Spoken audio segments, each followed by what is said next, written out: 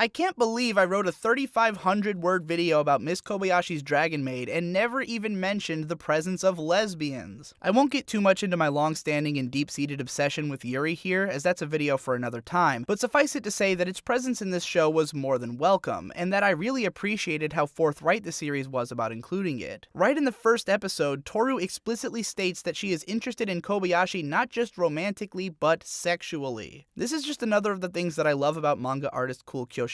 He is never one to shy away from the sexuality of his characters, and in this case to make sure that there's no questions asked about what Toru is hoping for in this relationship. Granted, Kobayashi never actually reciprocates this sexual attraction in the course of the series, and at one point finally explains why she has difficulty with even grasping it, but because we know right from the start that Toru is sexually attracted to Kobayashi, it's never a question of whether this story is withholding this relationship just because it's unwilling to follow through on realizing its Yuri undercurrent. Instead, it's purely a matter of one of the characters just not being up for it. A lot of the experience of watching Maid Dragon for me, not unlike I Can't Understand What My Husband Is Saying before it, was just this non-stop chain of things that I obsess over being brought to the forefront almost at random, as if just to say that, yeah, I also think this thing is cool. For example, I can't believe that of all the video games they could have shown the characters playing, they chose motherfucking Dark Souls, the game series which occupies almost the entirety of my favorite games list, and which I could talk about literally all year, every year. I don't even know who was responsible for this. If Dark Souls wasn't in the original manga, then that just means that the staff who adapted it was just as much on my wavelength as the original author. But it's not like every single thing which is a big deal in Maid Dragon is something that I also care about. For instance, I've never actually had much interest in maids, especially on an aesthetic level. But thankfully, this show is pretty critical of the idea of the maid as an aesthetic trend anyways, regarding Toru's style as merely cosplay and maid cafe wankery, as opposed to the true fashion of a traditional servicewoman. In concept, I certainly would not mind having a maid around, but it's not something that I think about or have any passion towards in the way that Kobayashi does. Granted, there are many things which I could rant about in exactly the same way that she does, like Dark Souls for instance. I've also never had a particular interest in dragons aesthetically, though it's what being a dragon brings to the table in the series wherein my interests in the authors begin to coincide. This story takes the approach of dragons being all-powerful endgame bosses, any of which has the power to end the world, transform at will, travel between realms, restore objects to their former state, and basically do anything that the story could possibly call for them to do, with only a handful of very specific limitations depending on the character. In this way, dragons in this series are presented somewhere between the way that particularly powerful vampires are often presented and just outright gods. My favorite aspects of this are that the dragons are immortal, that they are highly destructive, that they could bring about the end of the world, and that they have their own culture with its own political factions, and I'm going to try and explain why each of those things is cool as best I can. First of all, immortality is cool as shit because an immortal life allows you to accumulate such a massive number of experiences. While Maid Dragon doesn't dive too deeply into its dragon's past, there's this ever-present suggestion that each of them has a long and complex history, and with it an enormous wealth of knowledge about things which just aren't relevant to the human world and their current interactions, but which can occasionally be of use when dealing with issues in the present. Granted, the series plays these for laughs more than anything, and there's only a small handful of elements from the character's past which are important to understanding the ways that they behave now, but the fact that these rich histories are even suggested and that we're allowed to imagine and speculate about them is pretty cool in and of itself. One of the major conflicts in Maid Dragon comes from the fact that Kobayashi's life will ultimately be a blip in the incredibly long life of an immortal dragon, and the series explores this issue in some pretty interesting ways. My favorite of these moments comes when Toru asks one of the attendees at Komike what makes this event so special, and he responds that it's something which will only ever have happened in this place and at this time. It's an event whose value is intrinsically tied to its transience, and this revelation has a huge impact on Toru in that it directly correlates to the time which she can spend with Kobayashi. It's such an interesting take on the idea of an immortal's relationship with a mortal that I'm surprised I can't remember having seen this kind of comparison been made before. Secondly, the dragons all being so ludicrously powerful allows for the series to showcase some over-the-top and badass action sequences, or even for a lot of spectacle in the more heartwarming home life scenes. I'm always of the mindset that if you're gonna have a show full of superpowered characters, then you might as well go all out with it and have them constantly notching up to 11 just for the fun and spectacle of it, and this show seems to agree. But even cooler than mere destruction is this constant suggestion that these dragons can, and indeed are often tempted to, just end the entire human world as we know it. There's almost an element of Lovecraftian horror here, as the only thing keeping, say, Fafnir from ending all of human life is that he's gotten way too addicted to MMORPGs. It's not as though the series is necessarily trying to keep us us on edge, since as viewers we can be pretty sure that the world is not going to end in the middle of our lighthearted slice-of-life comedy series, but that this constant pressure is always at the back of my mind anyways. Who's to say that the world isn't just gonna randomly end tomorrow? What if the Yellowstone supervolcano just decides it's finally time to erupt and buries half of my country in ash? What if someone says Cthulhu's real name and kills the universe? We just gotta kinda roll with it and hope that it doesn't happen, which is how Kobayashi goes about dealing with the various dragons in her life. But perhaps my favorite thing about the dragons in this story is the sense of epic tragedy that comes from learning about their histories and culture. Dragons are, after all, incredibly violent by nature, and thanks to their mythological backgrounds, most of them have suffered some kinds of curses or punishments, or been exposed to prolonged periods of suffering as a result of some biblical scale events from their past. And yet, something which the series does amazingly is to take these massive and otherworldly problems and to ground them in such a simple, easily empathetic package that we can connect with. The best example of this comes in the first episode, when Toru is having a nightmare about a time when she was attacked by an army of knights. A battle between ironclad warriors and a mighty dragon sounds like something out of a video game or a fairy tale so generic that we'd hardly take it seriously, but put into this context, it's actually sort of emotionally gripping, because it's a source of something akin to post-traumatic stress for Toru. When she describes the dream to Kobayashi, Kobayashi takes it not at face value for the content of the story, but at the emotional level of a bad dream which is haunting her friend, and comforts her as such. In this moment, we are given to empathize with a wholly different kind of creature and its problems which go beyond the scope of anything which we will ever experience, by understanding how the emotional effects of those problems relate to the ones that we do experience on a day-to-day basis. This kind of lens is later applied to our understanding of dragon culture, and to how dragons view their relationships with humans. The way that Toru speculates on how her parents would react to her being with Kobayashi is pretty obviously an analog to racism, or classism, or any other classic form of bigotry. The dragons simply perceive themselves as so fundamentally different from humans that they can't possibly relate to them, ironically proving just how similar to humans they really are, given how much of humanity feels that way about other humans. It is not at all surprising that, in reality, humans and dragons can get along just fine if they set aside their differences. Hilariously enough, the dragons even have their own two-partisan political system, with one faction dedicated to chaos and the other to order. I love this distinction simply because the idea of a political faction literally being in favor of chaos is where we make the leap in values from human to dragon, even if those values are basically understood in the same terms by both species. Speaking less in broad terms and more about Toru specifically, what I felt really brought her character to life was the way that she has a kind of wisdom about her which is unique to her experience as a dragon, and how, in spite of so much of the show's comedy being about her fish-out-of-water experiences in the human world, Toru is anything but stupid. She may favor brute force as a means to get what she wants, but this doesn't mean that she's incapable of critical thinking, or even of straight-up book smarts. If given the means to understand something, Toru is quick on the uptake, and can even be a source of solid life advice. While she is ignorant of many aspects of the human world and its culture, her dragon wisdom is of plenty of value both to other dragons and to humans as well from time to time. But as much fun as it is to watch Toru and Kana and even Fafnir, the dragons are not exactly the most interesting characters in this show.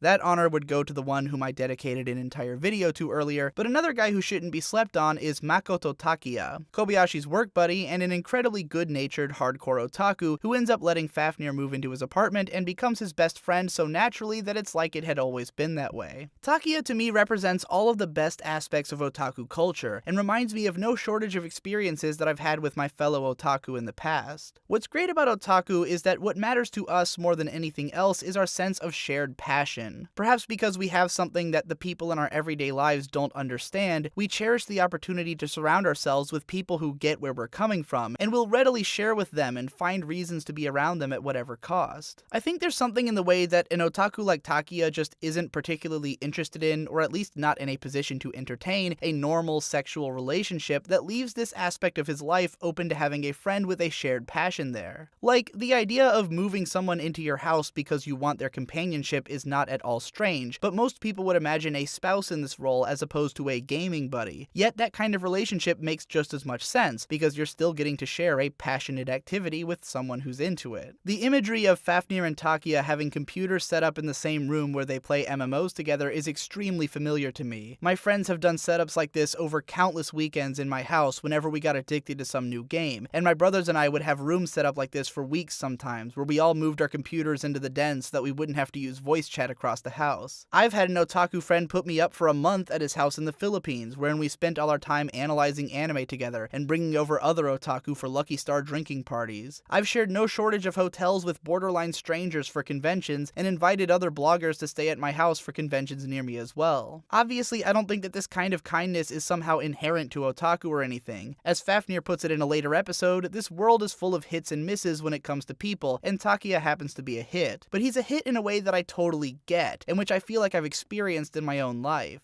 Even just recently, when I hung out in Atlanta with fellow anime YouTuber Nino and his friend who was a former commenter on my old anime blog, and we all drove around bumming cigarettes and food off of one another, I got some of that feeling, and being reminded of it in this show made me feel all warm and fuzzy inside.